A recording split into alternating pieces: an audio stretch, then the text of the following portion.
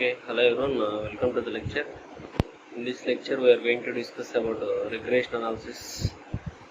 Coming to the regression analysis, it is a statistical technique. In this method, the past demand is used to establish a functional relationship between two variables.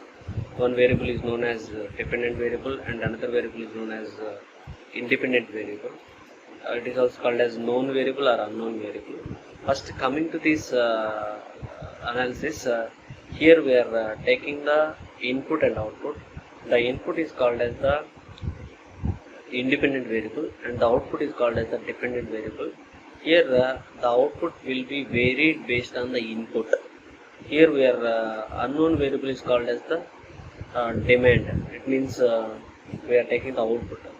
The output we are going to calculate based on the regression. Here we are giving the some trend line. Based on that trend line, we are going to calculate the demand. Here we have the different types of regressions. First one is a simple regression and second one is multiple regression.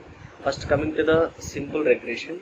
In this simple regression, the analysis is confined to study of only two variables at a time is termed as simple regression. Here only we studied about two variables, and also here we can't consider more than two variables. Here we are taking only two outputs, or otherwise we are going to calculate two demands. For that reason, we are using the simple regression. When we have the more than two variables, for that time we are going to use multiple regression analysis to calculate that demand value. Next, coming to the another one is linear regression. Here in this linear regression, the curve is a straight line. The regression is termed as linear regression. Here in x-axis we are taking the one variable and y-axis we are going to consider another variable. Here we are going to take dependent and independent variables in both each axis. Here the equation of curve such is making in a straight line. The time we are going to the type of regressions are called as linear regressions. Like this, for example, if you see in this graph, here we are going to take x-axis and y-axis. This is x and this is y. Here the graph is like this. The trend may be varied, or the trend may be moved like this. This is called as the linear regression. In the linear regression, the straight line will be observed. Okay. Next, coming to the non-linear, if the curve of the regression is not a straight line, here we may get some curvature shapes, or we may get some up and downs. Like this, we are going to get the line, the demand line. The regression equation will be a functional relationship between a variable, that is x and y variables, involving terms as x and y. Here we have the more degree is more than 1, but here we are coming to the degree is first degree we are going to take. Next, coming to the advantages of regression analysis, it enables to rectify the errors found in the initial logistic regression, and here the best clues can be recognized by performing the experiments. First, coming to the first point, it enables to rectify the errors found in the initial logistic regression. It means sometimes we perform the experiments, then we are going to get the values, the demand values. In that demand, we are going to get some errors, some machine errors, or we are going to get some f values, or we are going to get some variations, r-square values. Here, by the help of regression, we are going to resolve that error and we get the accurate values, or we get the trend value. And also, it is best clues can be recognized by performing the experiments. Here, when we have the more experiments, more combination, more set of experiments, simply we are going to take the regression analysis to identify or to confine the best combination of experiments. Next, it enables to rectify the errors found in the initial logistic regression. Already it is repeated one. Next, it allows to avoid the basic independence assumptions. For example, here we have the more demand values like 1, 2, 3. sometimes we are going to get the actual demand based on this. Based on the year, how much demand will be there, we are going to calculate. So at the time we are using this prediction software, that is the regression analysis, to calculate the accurate demands. If suppose if we don't have this software, means we are going to assume by individually, then it will be take more time to get the combinations. At the same time, we may not get the accurate combinations for that solution. So that the reason we are using this regression analysis. Next, coming to the disadvantages of regression analysis. Here the regression analysis assumes that linear relationships exist among the related variables, but in the area of social sciences, linear relationships may not exist among the related variables. Here it was suitable for some constant problems. Those the combinations was fine, and where we don't have the difficulties of the set of experiments, then we can easily simply we are using this regression analysis. Sometimes, for example, if we take the social sciences, here in the social sciences we have different variables and different kind of relations are there. At the time we have some difficulty to solve these social sciences by the help of regression analysis. And when the regression analysis is used to evaluate the value of dependent variable based on the independent variable, it is assumed that the static condition of the relationship between them, if it is a dynamic condition, means it was not suitable for that dynamic situation. Why? Because here we required the combination is static manner. If suppose we have the ratio between that, means or the variation was continuously, it will be changed, means we have some difficulty to solve the type of problems in a regression analysis. And also it is the assumptions minimize the use of regression analysis in social sciences. Next, coming to the example problems of regression analysis. Here we considered one example, that is fit the linear regression model for the following data and forecast the demand for the period 9. Here they mentioned 8 years, 8 periods, and period 9 they asked to calculate the forecast value for the period 9. Here first they gave the periods and demand values. First, coming to the first period, they give the demand value is 750, and second period 820, third period 840, fourth period 820, fifth period 840, sixth 755, seventh 785, eighth 795, 750, and ninth we have to calculate up. Here coming to the solution, first we have to fit the linear regression model for the following data and forecast the demand for the period of 9. Here we are using the linear regression equation, that is y equal to a plus bx. It means here we know the slope curve, that is y equal to mx plus b. Based on that we wrote this equation. Here we have the line, linear curve is there.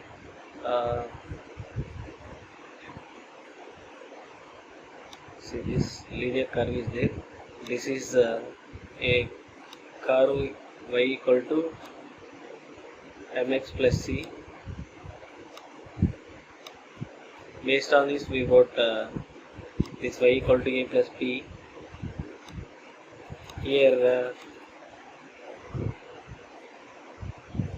y means dependent variable, that is output variable, and m is the slope of the line, and x is independent variable, that is input, and b is intercept. Here we wrote y equal to a plus bx, where y equal to dependent variable and a equal to independent variable and b equal to slope of the line, and x equal to, here x means independent variable. And here we are using the formula to calculate this intercept, slope of the line, independent variable and dependent variable. First, coming to the intercept, here we calculate the intercept by using this formula, that is y bar minus b into x bar, and we calculate the slope of the line b is equal to sigma of xy minus n into x bar y bar by sigma x square minus n of x power minus 2. This is the formula we are using to calculate the slope of the line. Next, coming to the independent variable. The independent variable, we are calculating the independent variable values by using this formula: x bar equal to sigma x by n and y bar equal to sigma y by n we have calculated. Next, coming to this table, here we wrote the table according to these formulas. First I taken the period, that is 1, 2, 3 x value. Here the sigma x we calculated, that is 36. And demand, coming to the demand, here it is also given in our problem. For ATS demand they mentioned the sum of that ATS is 6360. Next, coming to the combination of x and y means the values here we are going to multiply with period into demand. Here we get 1 into 750, the value is 750, like 2 into 820 equal to 1640. Likewise we have calculated each and every period and demand. Finally we get these values, and the sum of these xy is equal to 28415. Similarly we are going to calculate x square value for substituting for calculating this b value. We have slope of the line, we have to calculate b. For that reason we required x square value, that is period value. So sigma x square we calculated 204, sum of the x square equal to 204. Next, coming to the problem, here we are substituting the values in this problem. Sigma x means already here we calculated, that is 36. We substituted here we substituted 36, and by n means we are going to take the number of months, that is here we have number of months is 8 months, so we are going to take 8. From this we get this value 4.5. Here similarly we are going to calculate sigma y by n equal to 6360 by n means that is, here we have the formula. N means number of demands, periods, 8 periods are there, so we substitute that 8 here. From this we get 795. Next, similarly we substitute sigma x by n, x bar y bar, sigma x square and x square. From this we get 4.88. Similarly a value we get 816.96. and substituting these all values for a and b in the linear equation, that is the linear equation is we know already, y equal to a plus bx. Here we are going to substitute this y equal to a plus, we are going to substitute these are all values in this equation. Here we get the b value is minus 4.88. This is minus 4.88. So same we are going to substitute here, y equal to 816.96 plus minus 4.88 into x value. Here we have to substitute the x value. Here we don't know the x value. It is the forecasted demand. So in our problem they asked calculate the forecast demand for the period 9. So here we are going to assume x equal to 9. From this we are going to substitute x equal to 9. From this we get y equal to 773.04. Therefore the forecast demand for 7th year is 773.04. Next, coming to the another example. Here in this example they mentioned the demand for 6 consecutive periods for a product is as follows, that is 105, 108, 112, 116, 120, 130, and they asked to calculate, establish a linear forecaster and determine the forecasted demand in the 11th period. First, coming to the first one, that is establish a linear forecaster. Here for this linear forecasting establishment we have to take this period x, demand y, x by x square like previous problem. Here the period x values they mentioned, they given in our problem, demand value they given, xy we calculated from period and demand, and x square we calculated from the period value, and we take the sum of these period, demand, xy and x square values. Here coming to this solution, here they mentioned n is equal to 6 because here they given already the demand for 6 consecutive periods, that is n equal to 6. From this we calculated x bar value, y bar value, based on these formulas. Earlier we discussed already, and here we know the b value also, that is the slope of the line also we know, and intercept a also we know. We are going to calculate these are all the by using these formulas, and we substitute the values. Finally we get the values is a value, b value, x bar, y bar. Here we are going to calculate the demand for the 11th period by the help of this formula, y equal to a plus bx. Here we know the a value, a is 98.75 we get here, and next b also we get from that problem. Here we have to calculate the x value. X means we are going to calculate the forecast demand. The x is the forecast demanded value. Here determine the forecast demand means 11th period. Here we are going to assume x equal to 11th. So we are going to substitute x equal to 11. From this we get y11 equal to 150.45. Next, coming to the another analysis, that is time series analysis. In this time series is an arrangement of statistical data in a chronological order, that is accordance with its time of occurrence. Here the scientist Yalun Cho has defined time series as a collection of reading belongings to different time periods of some economic variable or composite variables. It means here we are arranging the statistical data into chronological order, means based on the demand we are going to take, and we are rearranging that value in a chronological order. Here the components of time series are classified into 4 categories. One is secular trend or long-term movement. We are indicated this with help of the T. Then the second one is short-term fluctuations, periodic movements. These are all comprises into 2 categories. One is seasonal fluctuations, and the second one is cyclic fluctuations. And next, third one is random or erratic fluctuations. We indicated this random or erratic fluctuations into I. Coming to the detailed discussion about these components, first one is secular trend or long-term moments. Here the trend is the irreversible moment in a time series which continues in general in the same direction over a long period. That is the secular trend refers to the general tendency of the time series. The rate of increase or decrease over a long period of time. Here we have taken some years and we are based on this year we are going to take the sales or demand. So here we are going to take the trend line. Sometimes the trend may be increased or sometimes the trend may be decreased. Like this we are going to get. Sometimes the trend may be constantly increased or sometimes the trend may be constantly decreased. Those trends we are going to calculate. Here it is a long-term moment. We are considering the trend, or we have calculated the trend for the long moment or long term. So this is called as secular trend or long term moment. Next, coming to the short term fluctuations or periodic movements. Seasonal fluctuations are those periodic movements which occur regularly every year and have their origin in the nature of the year itself. Here seasonally it may be varied. Sometimes in a rainy season the raincoats will be sailed. In a winter season some cool cloths may be sailed.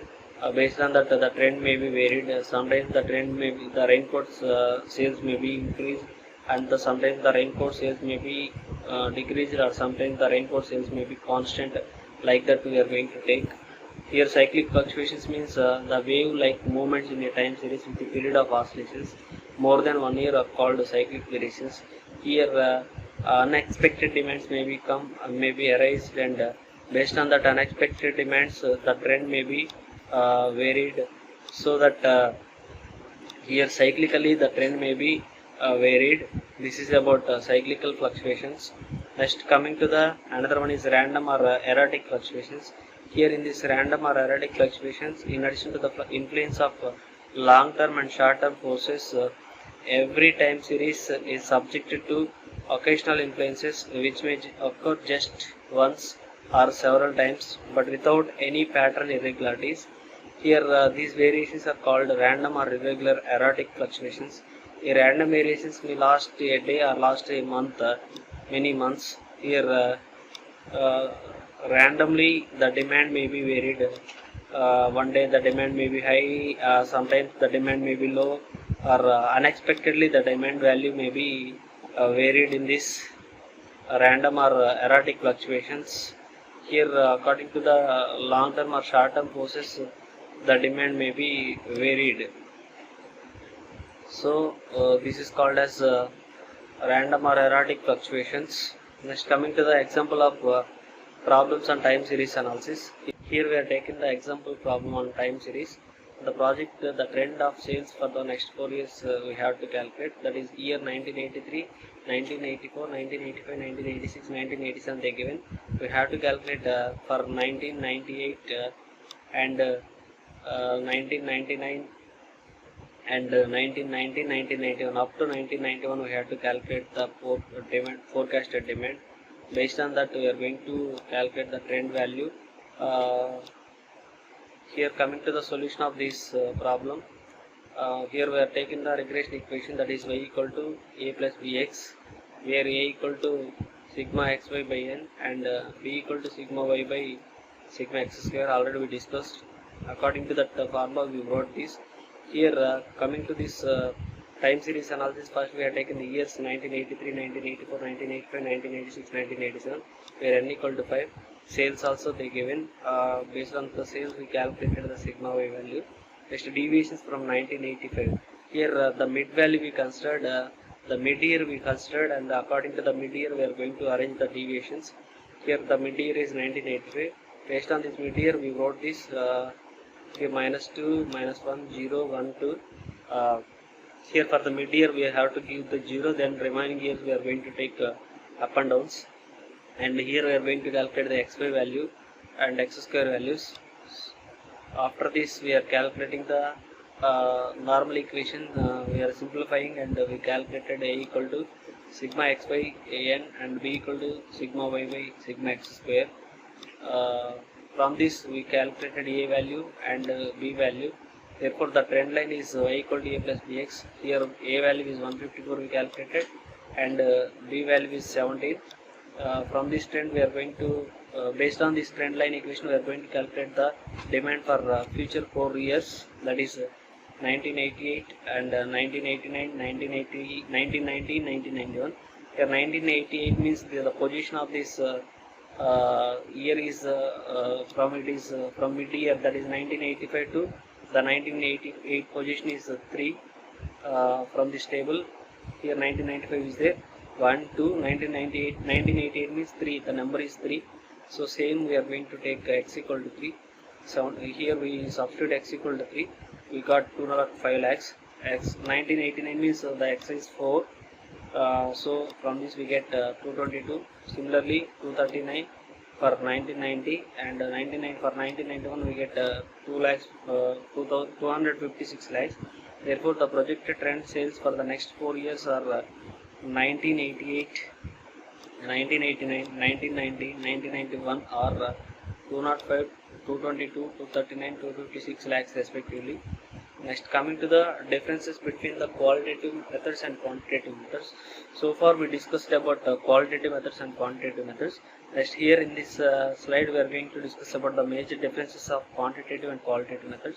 First, coming to the point of difference, other name, based on the name, the qualitative methods is also called as the judgmental methods or subjective methods. Next, quantitative methods. These quantitative methods is also called as the objective forecasted methods. Next, based on the dependability, the qualitative methods rarely upon judgment opinion in a computations. The quantitative methods depend on mathematical models for computation. Next, coming to the application, the qualitative methods are applied for long-term forecast and in crucial situations. And here the qualitative methods are used for short-term and intermediate forecast in the stable situations. The qualitative methods are executive opinion method, Delphi method, sales forecast composite method, survey of buyers initiation method, tested market method. Similarly, the quantitative methods are also classified into statistical method, trend projection method, least square method, econometric methods. Next, coming to the advantages of qualitative methods, it can adjust with the unforeseen changes in environmental conditions. Similarly, these qualitative methods are also more economical than qualitative. These quantitative methods prevent subjective in forecasting processes. Coming to the disadvantages, the qualitative methods are difficulty to use and are likely to be very costly and time consuming. The quantitative methods, the mathematical models and assumptions used in these methods are based on the past experience. Here the forecasting results of qualitative methods are depend on one or more than one individual to carry out forecast. If two individuals carry out forecasting with same experience, their forecasting results may not be same. Next, coming to the quantitative methods, these methods are independent of the user. Hence, if two individuals make use of same model and same data, their resultant forecasts will be same. Next, coming to the errors of in forecasting. In the forecasting, we have some errors. That is mean absolute deviation and bias. These are the two measures that are used in assess the accuracy of the forecast of the demand. Here the error means it is a numeric difference in the forecasted demand and actual demand. This error is also defined with a letter that is MAD, the magnitude but not the direction of the error.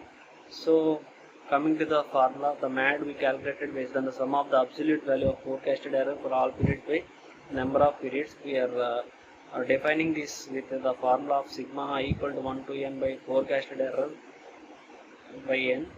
Here sometimes we may take forecasted error, that is forecasted demand minus actual demand, where n is the number of periods we considered.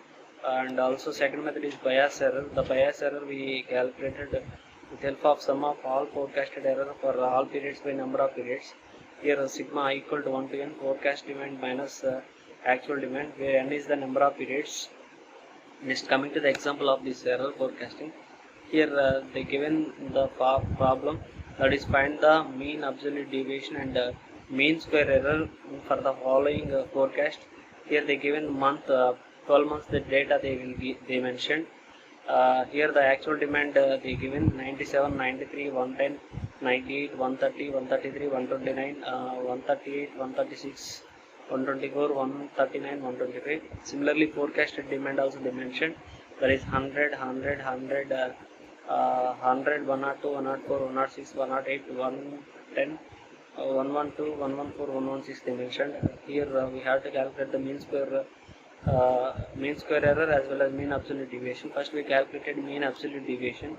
Here the mean absolute deviation we take in the table. In this table, first column we take in the month, actual demand, forecasted demand. Then we calculated the error. The error we are calculating, we are taking the formula, that is actual demand minus forecasted demand, that is 97 minus 100 equal to minus 3.